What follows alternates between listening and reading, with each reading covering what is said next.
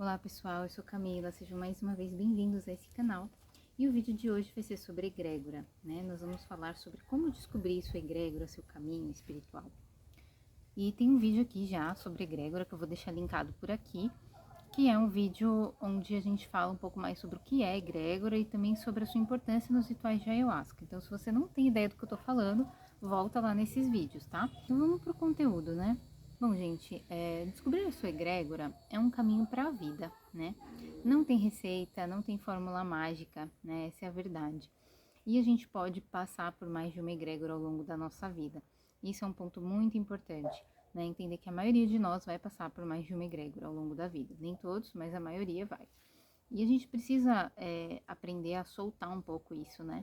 Porque a gente cria, às vezes, identificações tão intensas com religiões, com centros espirituais, que a gente fica fanático. Isso não é bom, né? A gente fica preso num lugar, né?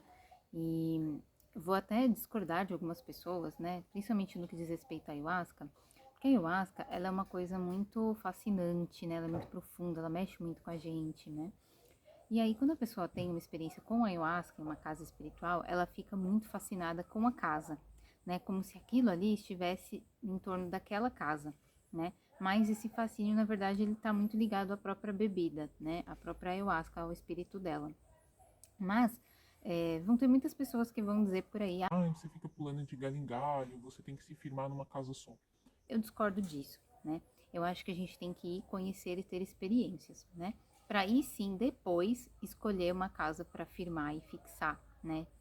Então, eu não acho bom pessoas que conheceram a ayahuasca e ficaram ali só naquele espaço, não foram conhecer nenhum outro. Eu não acho isso bom, tá? Eu acho que hoje a gente tem possibilidade de conhecer egrégoras e tipos de trabalhos diferentes, o que possibilita que você descubra o que realmente faz sentido para você e o que você realmente gosta, né? E aí eu quero fazer uma diferenciação aqui com medicinas, porque medicinas já é uma coisa diferente, né? Não acho que a gente tem que ficar conhecendo todas as medicinas possíveis, fazendo coquetel de medicina, tá? Então, vou tomar cogumelo com cacau e ayahuasca, rapé, sananga, cambô, bofo. Gente, principalmente tudo no mesmo ritual, né? Isso é bem questionável, na minha opinião. Mas eu acho que medicinas deve ser aquilo que a gente se atrai, né? Então, assim, eu não preciso conhecer todas as medicinas que existem, assim como eu não preciso conhecer todos os tipos de trabalho espiritual que existem, até mesmo com a ayahuasca. Então, a gente deve seguir naquilo que nos atrai.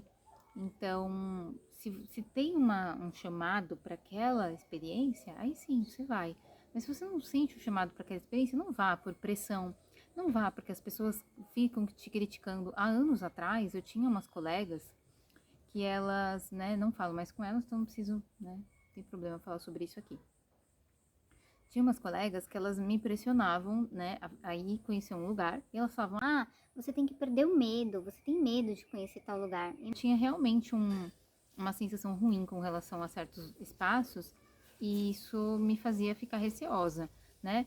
Tinha medo? Tinha medo sim, mas gente, o medo também não é ruim, tá? Às vezes o medo é bom, o medo te impede de cair numas enrascadas também, né? Então assim, ao mesmo tempo que tem gente que entra numa casa e quer ficar nela pro resto da vida, tem gente que quer conhecer tudo que existe. Então, assim, abrir um centro novo de ayahuasca, a pessoa tá indo, né? Eu já conheci pessoas assim. Eu acho que também não é por aí. Eu acho que a gente deve ir conforme o nosso sentir, a nossa intuição. E a gente não pode se sentir preso porque alguém falou pra gente, né? Que a gente tem que se firmar em um lugar e ficar ali. Se você não vai só ali, as pessoas te olham feio, te olham torto. É isso que eu não gosto em casa espiritual, né, gente? Enquanto você está indo ali, você é bem recebido, você é abraçado, você é acolhido. Aí uma vez que você começa a ir em outros lugares, aí a pessoa já começa a te tratar com diferença, né? E acho que o trabalho espiritual não é para isso. E aí a gente tem uma diferença entre quem é membro e quem não é. Então, quem é membro tem obrigação com a casa, com a missão. Quem não é, não tem obrigação nenhuma. Então, é só uma pessoa que está visitando, está indo ali ter uma experiência. Então, a pessoa, ela vai em busca, né, dessa receita, dessa fórmula para descobrir sua egrégora, né? Por quê? Porque o pertencer é muito bom, né? O ser humano, ele busca pertencimento, ele busca socializar.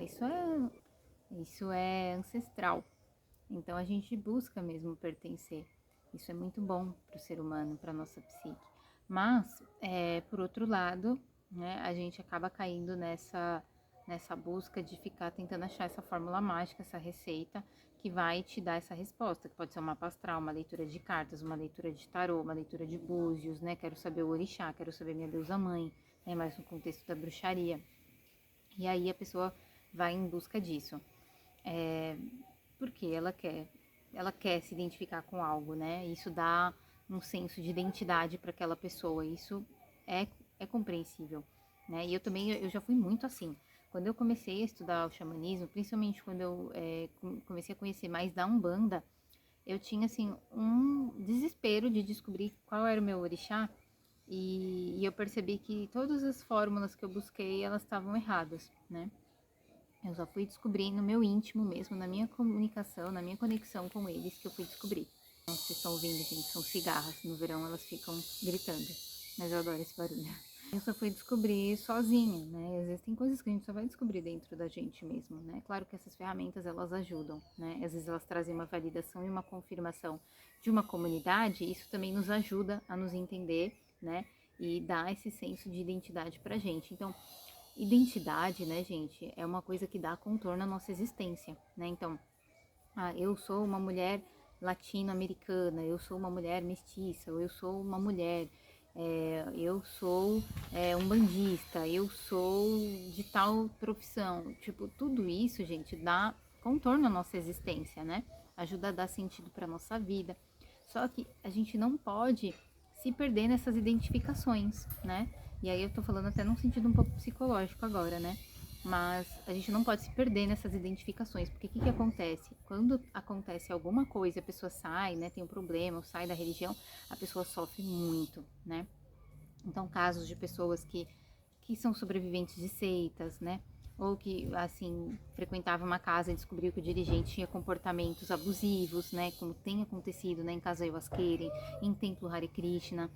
E aí as pessoas sofrem muito. Por quê? Porque moldaram a sua identidade, né? Dentro daquele segmento, daquela egrégora. E isso é muito forte. Então as pessoas ficam muito desestruturadas, né? Então, para isso não acontecer, o que a gente faz? A gente tenta não criar essas identificações tão profundas, tão intensas com essas egrégoras, né? Entendendo que, num sentido psicológico amplo, tudo pertence, né? Tudo faz parte, né? Quando a gente pensa no inconsciente coletivo mesmo, tudo tá aí nesse universo, né? Dos deuses, nesse universo mítico, né? Do inconsciente da humanidade, tudo tá ali. Então, essa é uma forma, né, de a gente refletir para a gente não se prender tanto. E aí, assim, falei, né, que não tem fórmula, mas e aí, como que a gente faz, né, para descobrir nossa egrégora? Tendo experiência, gente, vivendo, né? Vivendo e se permitindo ter as experiências, né? Porque se você fica só num lugar, só numa coisa, você não se permite ter experiência, você nunca vai descobrir, né? Passar a vida inteira fazendo uma coisa só, e às vezes seu caminho era outro, você não descobriu, né? Então, assim, o que eu posso aconselhar para vocês? Eu falo muito baseado na minha experiência. Esse vídeo é um vídeo sem roteiro, sem nada, era uma conversa, porque eu senti de falar sobre isso. Nós vamos passar por mais de uma egrégora, provavelmente. E é importante entender que algumas egrégoras elas dão base para que outras venham, né? Então, eu sinto que eu tive uma base espírita na minha criação, né? Com a minha família, né? E um pouco católica também, mas muito pouco, muito mais espírita. Aí eu fui estudar a bruxaria muito nova ali, né, com volta dos 11, 12 anos. Então tive todo esse estudo da bruxaria que me deu uma base também. Estudei um pouco da Wicca, embora não me identificasse tanto com a Wicca, sim com a bruxaria natural. E aí, quando fui para o xamanismo, né, fiquei anos dedicada ao estudo do xamanismo, do sagrado feminino, né, da deusa. E depois voltei nos estudos, né, para um cristianismo popular, para Umbanda, fiz escola iniciática Hare Krishna. O que todos esses caminhos trouxeram para mim? Foram erros? Foram tropeços? Foram desvios? Claro que não. Foi uma construção, né? Então, teve um momento onde eu estava mais desequilibrada, quando eu saí da Umbanda, né? Que eu estava magoada, né? Com o que eu vivia ali na Umbanda. E eu fui para a escola iniciática Hare Krishna. Foi muito bom para mim. Os mantras me fizeram muito bem. A disciplina me fez muito bem. Estar em um lugar onde as pessoas viviam uma caridade de servir comida para os visitantes, né, de acolher com amorosidade, né, de oferecer as coisas sem pedir nada em troca, isso me fez muito bem, estar nesse coletivo, né? Então, tem coisas muito boas que a gente vai adquirindo nesses caminhos. Então, não são erros, né? Assim como eu aprendi muito, né, no tempo em que eu passei na Umbanda, não só como médium, né, dentro do terreiro, mas como visitante em várias casas que eu frequentei mais de uma vez. Então, tudo que a gente experimenta espiritualmente vai trazer um pouco para nossa identidade, vai formar essa nossa identidade religiosa, né? E até essa nossa identidade enquanto um ser, né? Então a gente vai se transformando, né? E eu vou recomendar muito para vocês estudos sobre espiritualidade, né? Porque não adianta a gente ficar só num centro espiritual e a gente não estudar de forma ampla, porque existe muita coisa, né? E existe muito equívoco, infelizmente. Às vezes não é nem por mal, às vezes as pessoas acabam tendo uma base mais na oralidade, não descredibilizo de maneira nenhuma, acho muito importante esse saber oral, né, que é transmitido em comunidades, mas muitas vezes, né, se escondem certos mistérios, e eu acho que a gente está numa era de abrir os mistérios, né, então, às vezes a gente, não é nem por mal, a gente está numa casa espiritual e a gente não descobre, né, como que as coisas funcionam realmente, né, e isso não é legal. Então, eu indico para todo mundo estudo sobre espiritualidade, né? Se você está na busca da sua egrégora, vai estudar espiritualidade, esoterismo, magia, né? Por quê? Porque a espiritualidade, ela está em todas as religiões. A magia, ela está em todas as religiões, né? Para a gente entender os mistérios das coisas, né? O que está por trás das coisas. Mitologia também é um tema muito importante para vocês estudarem. Vai estudar aquilo que te chama, né? Então, por exemplo, se você se sente mais afinizado, né, com a eubiose, com a Rosa Cruz, né, com a teosofia, né? Vão estudar essas linhas que te chamam mais. Hoje a gente tem literatura sobre tudo, a gente não precisa mais ficar buscando coisas também em outras tradições, tá? Tem muita literatura, né? Não existe só um caminho. Então existem muitos caminhos e eu acho que é importante beber de várias fontes, né? Até pra gente fazer essa nossa. A gente criar a nossa tese, né? A gente criar a nossa própria concepção das coisas. Então, se a gente só tem uma visão, a gente acaba só seguindo aquilo ali, né? E a gente não tem uma percepção nossa, um entendimento nosso. Se a gente experimenta de várias cosmovisões diferentes e estuda todas elas, a gente vai com o tempo fazendo uma peneira ali, né? A gente vai realmente apurando ali e descobrindo o que é nosso, né? O que faz sentido com a nossa crença mais natural. Porque tem coisas que a gente não engole, né? Então, assim, você pode até ler, estudar, ir para um lugar e falar assim, espiritualidade, tal coisa, isso, assim, assim. Mas dentro de você fala, meu, eu não consigo concordar com isso, não faz sentido para mim. Não adianta, né? Então, a tua crença natural também te ajuda a descobrir qual que é a tua egrégora pessoal.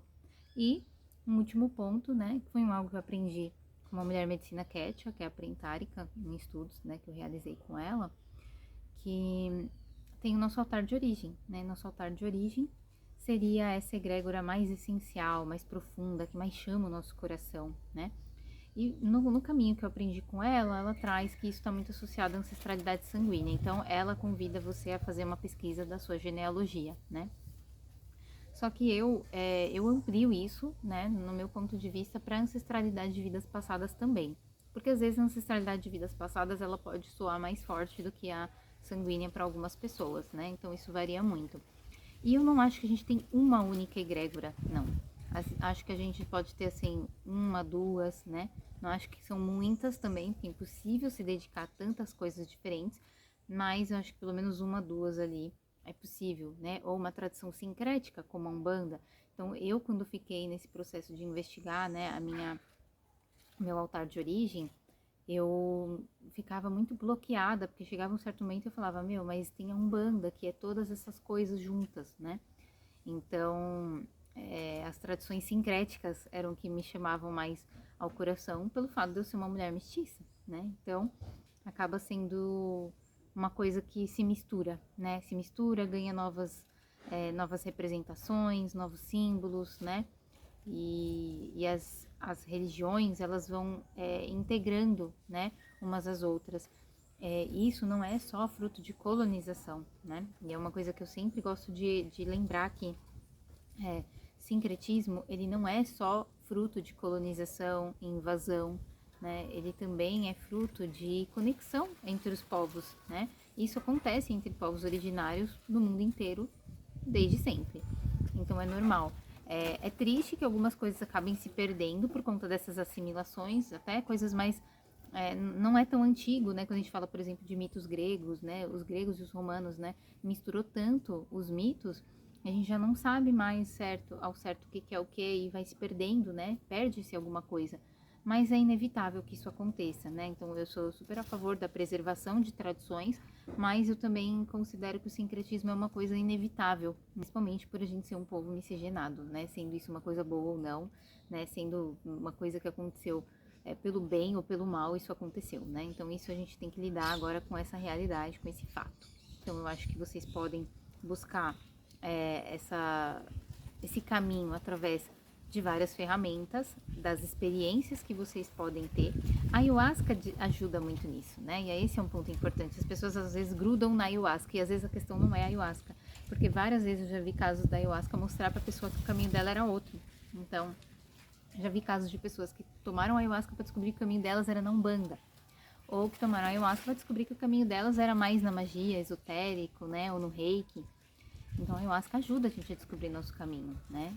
E isso é uma coisa maravilhosa também. Então ela pode ser só mais uma ferramenta, mais uma egrégora pela qual a gente passa para chegar até aquilo que a gente precisa chegar.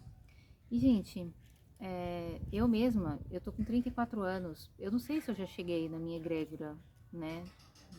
Nessa última, assim, nossa, essa é a minha egrégora. Eu não sei.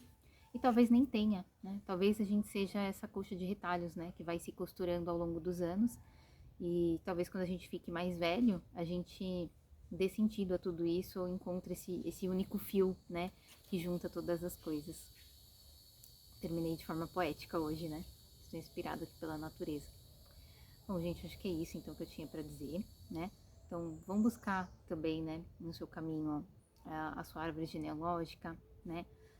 Na medida do possível, né, o que aparece, né, de vidas passadas, também pode ser um ótimo caminho para vocês olharem. Mas a maior ferramenta é o estudo e a experiência, é você, né, o teu autoconhecimento. Então, se você gostou desse vídeo, já manda para alguém, curte, compartilha e se inscreve aqui no canal. Gratidão!